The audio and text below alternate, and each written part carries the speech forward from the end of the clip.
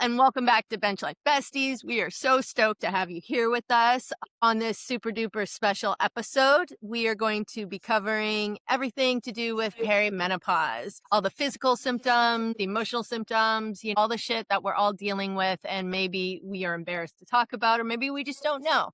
Please pull up a seat, join us on our bench, and let's go dive into this very Peri episode. See you in a sec. Bye.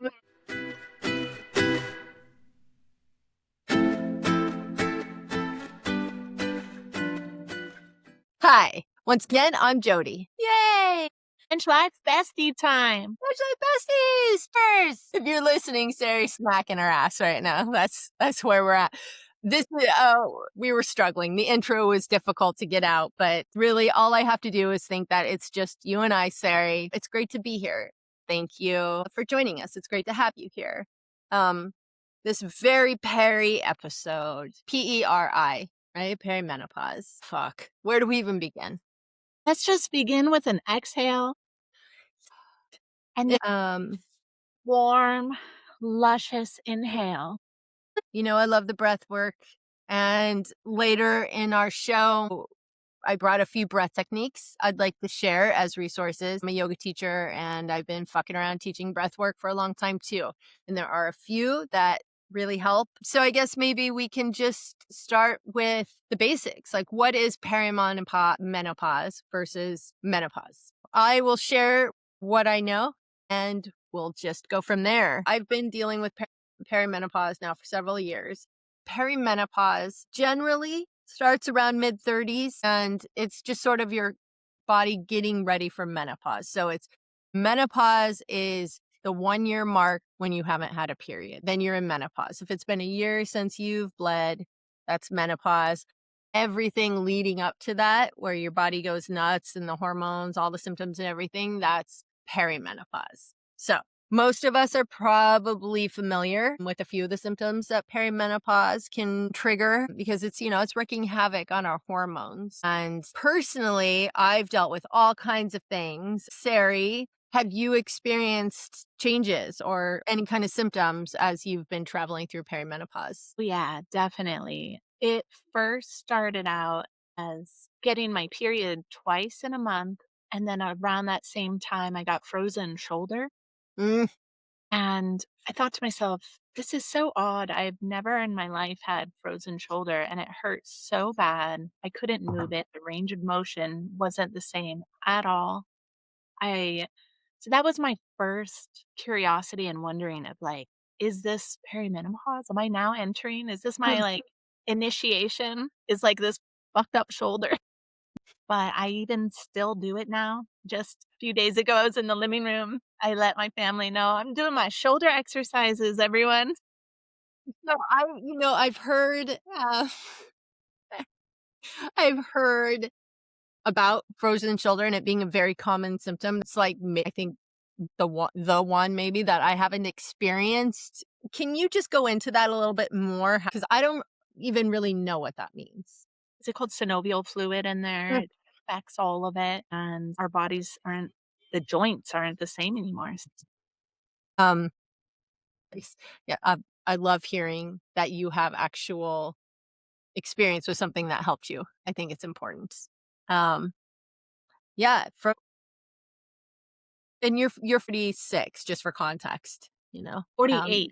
48, just kidding. I knew that. I was doing math. I'm 49 and I was like, what's 3 years? Okay, so can we talk about this? Like brain fog. Yes. Oh God. It is real. It is real. And a lot of the times I'm like, is this brain fog? Is it early Alzheimer's or do I just smoke too much? Could be all of the three, but really brain fog is super common. I mean, our hormones, they affect everything. I have a list of some of the more experienced symptoms. I don't want to say common.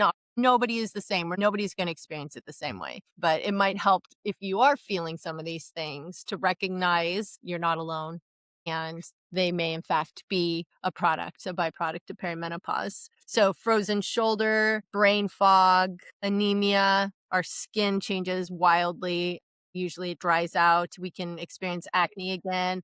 Weight fluctuations. I know many women will gain weight. In my case, I've had a lot of nausea from hormones. So I'm losing weight in a way I don't like.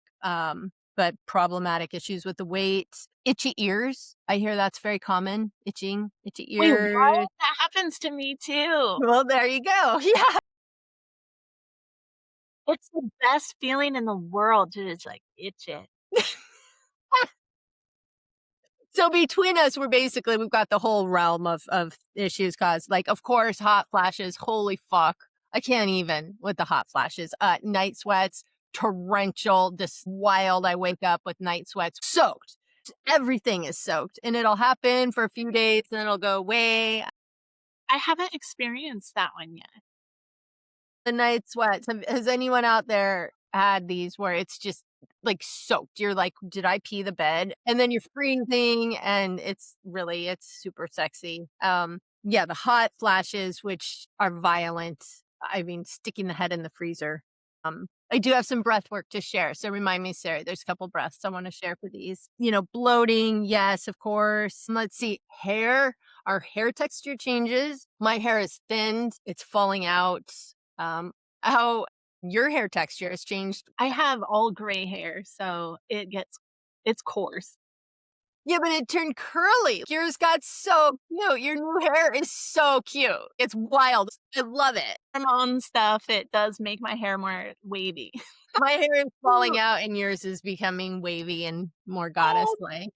yours is so beautiful. I love yours. Hey, thank you. Thank you. I'm working on saying thank you to compliments instead of deflecting them. So thank you. It's uncomfortable, but thank you. Let's see. Any other symptoms that I'm missing? Like the fatigue. The fatigue has hit me when there's days when I can't even move. I'm so exhausted. Like just walking to the kitchen, I'm like, oh my God, am I dying? Like I can't stand up. I can't. It feels like I just ran a marathon and all I did was walk from, the couch to the bedroom. I know I can't be the only one, right? And it can be scary, like heart just going nuts. And I've run half marathons. And to be able to do that and then a week later to be like, I can't. It makes me want to cry even now feeling like, yeah, when you feel like your body is betraying you. Sorry. Wow. And you can't psych yourself out of it. No matter how many times I'm like, get off the couch, do this. And I can't. And I know a lot of women experience that. Excuse me. Fuck. Yeah, hormones, emotional. I'm emotional as fuck, right? A lot of times it's rage. The rage is almost a relief where I'm just like, everyone's gonna fucking die. Like if my husband takes one more bite, and I have to hear the sound of him chewing or breathing. Like I love you dearly, but if you take one more breath, go breathe I love quietly in another room. I definitely have experienced that change in my emotional nature since that time that perimenopause has begun. My tolerance for bullshit changed. My priorities that I want to value in my life and put as more important than anything else has changed. But I definitely experienced in these past years a major transformation for me of like getting really angry at the choices that I've made in my life, some of the choices, because they weren't authentic to me. Hearing you say that you feel anger towards choices you made, completely understand. And as your bestie, I hear you say that, and I just want to hug every version of you that made every choice that you would make differently now, because I know then you were making the best choice you could at the time with what you knew and what you could do, and you were surviving. You're my surviving sister because you understand that. I know this is part of our bond. We both have had really complex trauma in our past, but choices like the gasoline I poured on my life just set it the fuck on fire when I was growing up, just torching, scorching the earth, like burning bridges. I used to say it was a joke on my resume, like, burning fucking bridges. That's my special skill. on your resume. And you will hire me anyway. I'm so full of shit. I'll come in here and probably be drunk. You'll love my confidence. Yes, it's called vodka. But again, I'm digressing. I did the best I could do then. And you did the best. And we all did the best we could do then. And it's so easy to look at it from wiser outside perspective. Um, I'm like, fuck, I blew that opportunity. I blew that opportunity. I wasn't ready for those opportunities. I was healing from the death of my mother and from a whole variety of things. I wasn't ready. So I'm trying to approach those ages of myself with a little bit more empathy. And you are the most empathetic and compassionate person I know. So when I hear you say that some of those things that you did then that were inauthentic to yourself and you feel anger towards them, it's almost jarring because you approach everything with so much love. So makes me just curious. Is it truly anger that you feel for those choices you made? Anger is okay too. I'm sorry. I just want to make sure that I put that out. This isn't a judgment. Like, are you sure? I'm not trying to spiritual bypass you. If you're like fucking rage, then I love it. That's definitely important, actually. We are in full support of that. Whatever you feel is okay.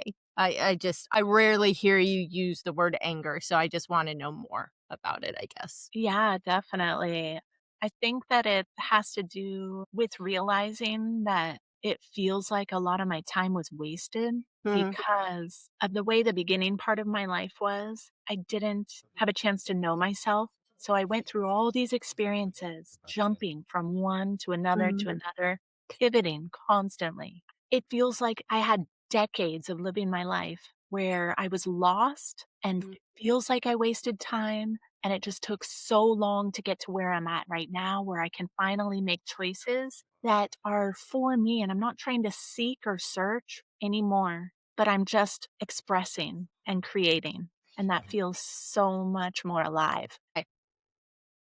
I love what you just shared and this feeling of coming into ourselves. And thank you for sharing that, Sari. I wonder if that's something that maybe we don't have to hate everything about perimenopause. I know a lot of women are celebrating it. And I myself am like, oh God, I'm ready. Please. I am done bleeding. I'm ready to enter that menopausal phase. Yes. And this knowing ourselves and moving into a different stage of our embodiment and our being and our power, that is magnificent. So perimenopause, while we're suffering all of these symptoms over here, we're also developing this, for me, just feral fuck it. I need to do what is aligned before myself, with myself, and be accountable to myself. And this power is magnificent. And my early 40s to my mid 40s were very difficult and challenging. I was growing into this woman and this person I didn't understand. My body aged faster than my emotions and my mind and my confidence. And now I feel like I'm catching up to it. And so really tapping into that power and that fire and that peace feels magnificent. And yes, making choices now that align. But once again, my Sari Blueberry, you would not be sitting here with me if it weren't for every choice you ever made and every choice I ever made. So I love every choice you made. And none of it was wasted time because it grew you. It made you. And so I love every choice you ever made. And Jody, thank you. I love every choice and every bridge that you burned. If they burned, they needed to be All the burned. resume, things, everything you put on your resume. Oh God, the jobs I've had. What's amazing is I feel like I don't know so many stories of yours, and I'm so excited over the years to hear more and more stories about You too. Girlfriend, you like lived on a commune for I don't know how long and then we're like a phlebotomist in a prison. I'm like, what the fuck? see, I was swinging. I swing like all these Right? Oh yeah. Yeah. And yeah, yeah. I get it. When I think about the jobs that the roles that I created for myself in my life, but that can be a whole other show. But for now, let's bring it back. Let's bring That it would back. be so fun, Jody, if we do like an episode later where we share things that we know we have never shared with each other. Yes. I love it. All right, Peri and menopause. I want to come back to our topic here just because it's so vast and so important. Um, I know with my mom and her age group, boomers, I guess, it was just a shameful thing. Like it was a joke, it was a shameful thing. Even my older sister, who's 8 years older than I am, it's not a thing that is like a rite of passage. I want it to be a rite of passage. I think we celebrate as we come into it. It's always been these stereotypes, maiden, mother, crone, which I don't love those titles either. Crone? Is that the like maiden, you're like, "Oh, I'm a maiden, I'm a virgin." And then mother, well, there's more to midlife than mothering, you know? Yeah. And that's not derogatory in any term, but let's not define ourselves by that. And I understand their archetypes, whatever. People might have issue with what I'm saying. Teach me. Then I want to know. Are these archetypes to be celebrated, or can we maybe look at them different? Like, I don't know. What can Thundercat? I don't fucking know what we are. I'm not a I like crone. Thundercat. I like Thundercat. From cougars to Thundercats. So we Thundercat ladies, we need to celebrate. We need to celebrate. Yes, we have all of these symptoms. And I know that hormone therapy is an option that helps a lot of women. I have a complex history. It's not for this discussion, but hormone therapy isn't an option for me. But I do know that that has helped a lot of women. I don't know anything else to speak on it at this point. We want all resources that are available out there to women to be available out there to women, especially now when our rights are being compromised left and right. We defend and we support women. Feel like I need to put that out there. We welcome all the conversations because Yes. it's important as women and besties. We talk. We talk about all the things that are hard, Hmm. all the things that aren't being said. On that note, I do want to return to the physical changes with my period, with menstruating. Why do we have to call it menstruating? That's it. I'm changing it right now to womanstrating and to womanopause. I'm done with including men in my biological changes. So when I'm in my womanopause phases and I'm menstruating, my body has been so out of whack because I have fibroids, which can cause a lot of bleeding. And generally they are non-cancerous. They can be removed. Sometimes mine cannot be removed at this point. So they can cause wild bleeding. And this is can be a little bit graphic. So if you're queasy, you might not want to hear this, but I think it's important to talk about. I was having my period so bad that I thought I was going to die. I mean, it was like I was miscarrying over and over and over again, bleeding through those super duper thick pads and a super tampon. I'd change it. By the time I got to the bathroom door, they were soaked and I was bleeding down my legs. And this was from fibroids and hormones. I had 2 periods like that. And the first time I was down in Mexico, our house had run out of water. It was wild. It was terrible. It was terrifying. I couldn't make it up to the States. Should have probably gone to the hospital for blood loss. And that was from fibroids. It happened again the second month and then it kind of evened out. But my period, I mean, I've had it for 3 months at a time where it'll be really heavy and then it'll just be spotting and then I'll think it's done. And then of course it returns and it's just enough to fuck with me and ruin my day. And then I've had it where it's so heavy that I can't leave the house and the pain is terrible. And my mom had really heavy periods and my sister have them. So I think there's some hereditary contingent there. I guess my takeaway from all of that is don't be afraid to seek medical care. I should have.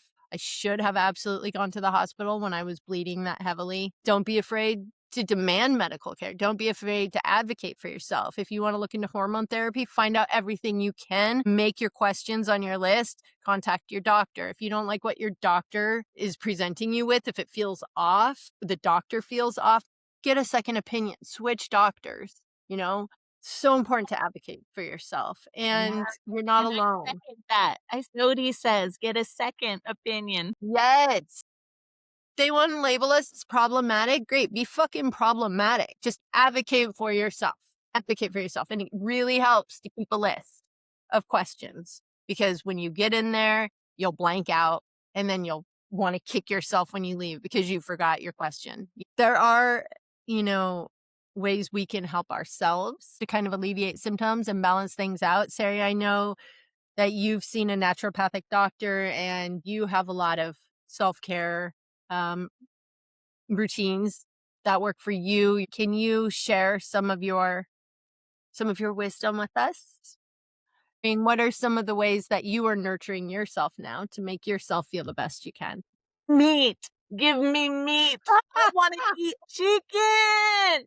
Chicken for Chicken! days, chicken for weeks, chicken for months, chicken for decades. Give it to me now. So I I need more protein. And I also need more iron. So I take my iron pills now. I'm so excited about chicken. I can't think about anything else. You're such a freak. You've always felt this. So I've never known anyone who gets so excited for chicken because you don't fuck with beef or pork or anything. You and chicken. Every time I see you, you're like, chicken. So yes, chicken and moving my body. So Mhm. I need to move my body. So something about perimenopause makes me see all the more clear that moving my body will help me tremendously.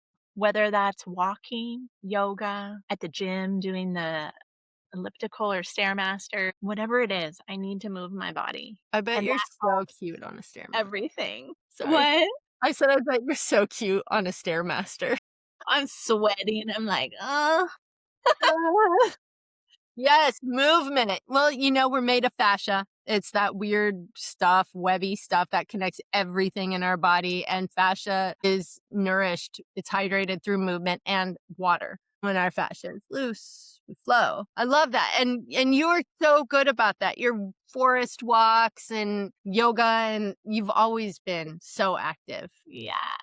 What about you, Jody? Like, what do you do for your personal routine to help yourself through perimenopause? There's a few things. I take iron supplements. I'm always borderline anemic. I get labs drawn every few months because I had a kidney pancreas transplant 17 years ago. So I'm very aware of my labs. And I know iron is important. And I take a multivitamin and I take acidophilus every morning. Gut health is very important to me.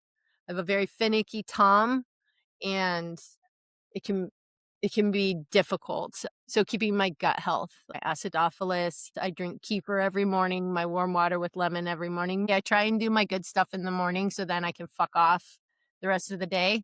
But big glass of warm water with lemon and a couple acidophilus on an empty Tom first thing in the morning. And then I have a shot of D-mannose, MANNOSE. I've had chronic UTIs forever. If I drink a scoop of D-mannose every morning, I don't have them. It's totally anecdotal, but I have recommended it to a lot of women. Look into it, do your own research, but it has saved me. And when I quit taking it, they come right back. I do my morning stuff. I eat my oatmeal. I feed myself. I'm obsessed with oatmeal, as you know. It's steel cut oats, walnuts, blueberry, cinnamon, little garlic, or not garlic, ginger. Garlic in there. Let us know in the next. No, yucky. I have a little mix, a little bowl with chia seeds, parts, flaxseed, ground flaxseed, and I just throw that in everything. So full of omegas and proteins. So that goes in my oatmeal, and then local honey and maybe some blueberries, and then always walnuts. I'm telling you, that's the secret sauce. Look at that recipe in our transcript. I have eaten that and watched my cholesterol go from high to 90 points less and healthy in 6 months. So don't even get me started on my oatmeal obsession. I will talk all fucking day about oatmeal. It fills me up. And I think even more important than the nutritional value is that goes into nurturing myself. It's just when I feed myself breakfast, it's this sacred time where this is for me. I'm going to feed myself. I've never had breakfast growing up. I was on my own in the mornings. So just caring for myself emotionally and being gentle, sleeping more. That sun goes down and it's a fight to stay awake. It's 8:30 and I'm like, okay, it's time to go to sleep. And then the puppy gets me up at 6 a.m. I think it's about these daily things that I do. Haven't had my period for like over a month and a half, and I'm praying to the perimenopause goddess that she welcomes me to her pearly non-bleeding gates and I can enter that phase of my life. I am done. If I never have my period again, it was great while it lasted. Please welcome me into your menopausal arm. But I've had it pretty much constantly for like the last year. Jody, So I am crossing my perimenopause fingers that ladies, are you also just like fucking over it? I'm like 49. I never had kids. I wanted them desperately. I had a couple miscarriages. And so every time I have my period now, I'm like, what are you doing? What do you got to prove? Just, we're good. Like, we could. good peace. It's been fun. Hey, thanks for ruining a whole bunch of sheets and All those white pants in high school. I used to wear white pants and get just bleed thinking all over about what a nightmare that was to be a young girl in the class and have a teacher who wouldn't let you go to the bathroom. And then if you stand up and you don't have a sweatshirt, God, every woman knows that horror. This girl saved me with her Mickey Mouse sweater, and I was like, "You are forever in my heart." Just this sacred inherent sisterhood bond I think we have. A woman needs a tampon in a stall. Like I've done that before, or I've been given a tampon. As women, I think it's our sacred duty to also let women know if there's something on their butts. Something, ladies, say A friend. Absolutely. So we have talked about a lot of what it's brought into our life. A couple other ways to sort of navigate leaning into that physical aspect is breath. I think it's great.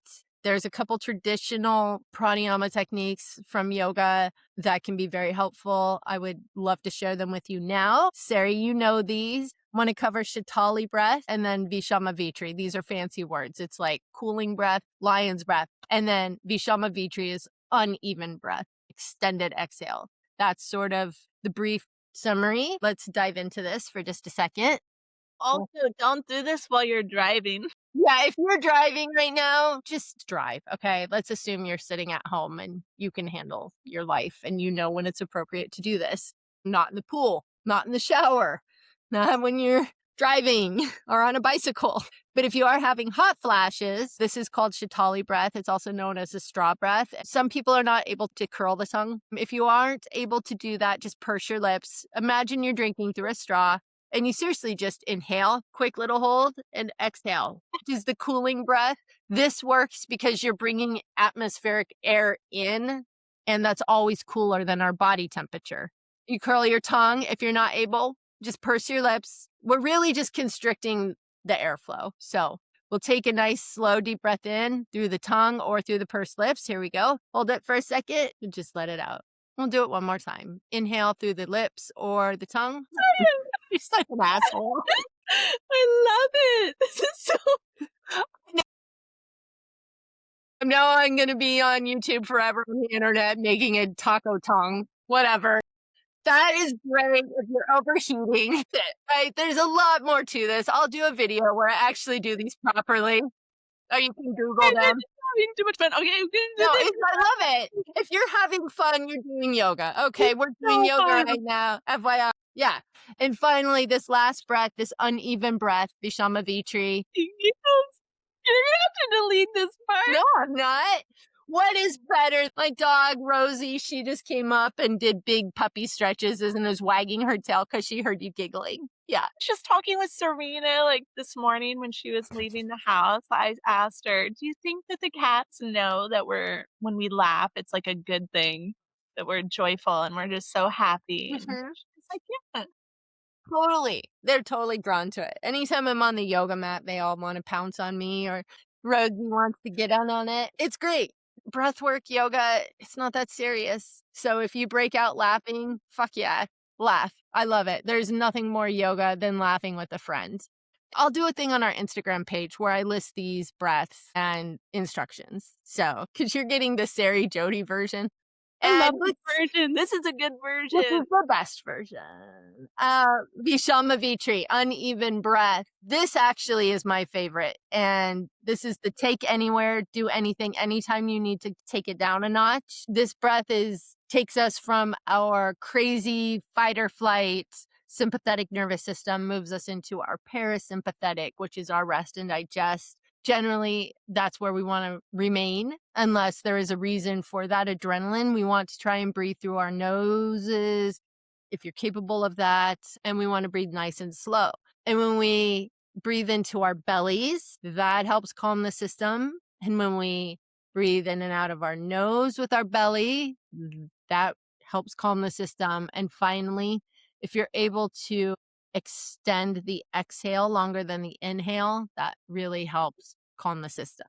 My general method of practicing this, I will inhale through my nose for 4 seconds. I'll take a brief hold and I'll exhale through my nose for about 6 seconds. And I'll take a brief hold. It could be 3 seconds and 5 seconds. It could be 2 seconds with a 3-second exhale. Just make it work for you. Try and keep the exhale longer. Try and breathe in and out of the nose. Whatever works for you. Whatever is within your practice or within your body's practice, then that's perfect. So we'll do it once. I don't know that we want to be doing a lot of breath work, like long nose breathes, nasal breath on the radio, but we're going to try it once. I'll count it out. Okay. So just take a nice cleansing breath in and let it out. And now through the nose, we'll inhale in 2, 3, 4, hold out 2, 3, 4, 5, 6, hold, and just release. And that's the gist of it.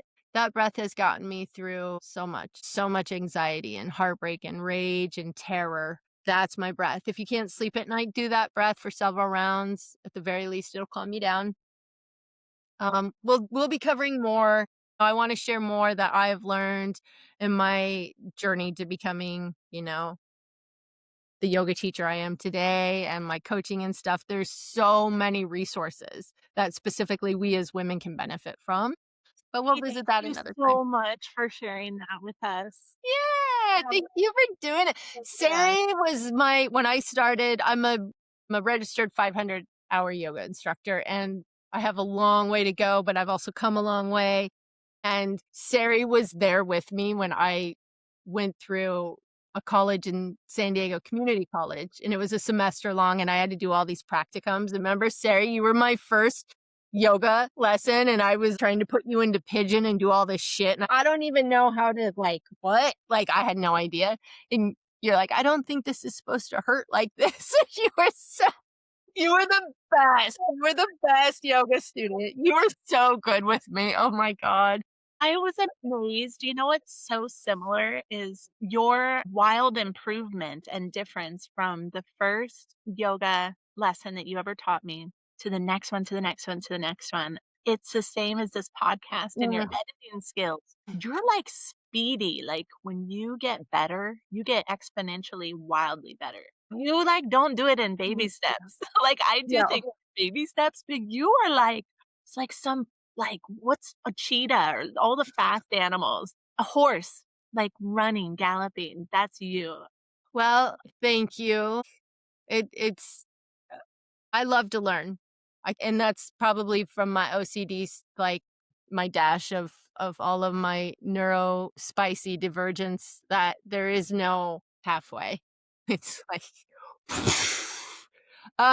but you are able to sit down and write 1 page a day for a year, right? Baby step, girly pop, But and that's you're how like things get done. wildfire, girly pop. So we will measure each other out. We'll Yeah, measure each other yeah. out. This podcast has been oh my God, it's such a learning I was up to like midnight last night figuring out how to create an outtake or an outro and all of these words I never knew existed. But I get to do it with you. I don't ever have to worry when I accidentally deleted our episode. I never thought, oh my God, Sari's gonna kill me. I knew you would understand. Oh my gosh. Yeah, no, I totally understand. That stuff actually, it's already in me to be like, "Oh, yeah, that's gonna happen." Not that I'm I know. welcoming it or inviting it, I'm just saying part of Yeah. the learning process is really messy, and you know what? I wanna celebrate it and just be like, "Okay, well, let's do it again, and maybe there'll be something in it next time that there wasn't in it before." You're so wise. You're so wise and pretty. Thank you, Sarah Blueberry. Um, I love all of the things that we talked about for our very Peri episode. This has been amazing, and hopefully it's helped some of you out there to not be as confused about the things you're going through. I have a lot of resources to share. I would love to share some scientifically backed resources with you and some of the things that work for me, some great books. Bear with us because as soon as we figure this out, we will be offering everything we can to help you on your perimenopause journey. Thank you for being here. It's so helpful for me just to speak these words out loud and to feel like not only is my best friend here sharing this journey with me, but you might be out there in the world relating and sending your wisdom our way or learning something from us and just knowing that maybe we're connecting with you out there. Um, that's huge. That's huge. I grew a little bit today. Thank you. Thank you for that. Thank you, friends. Okay, Sari, I think that's it for me then. And me too, and have a beautiful day, everyone. We love you. We'll see you next week.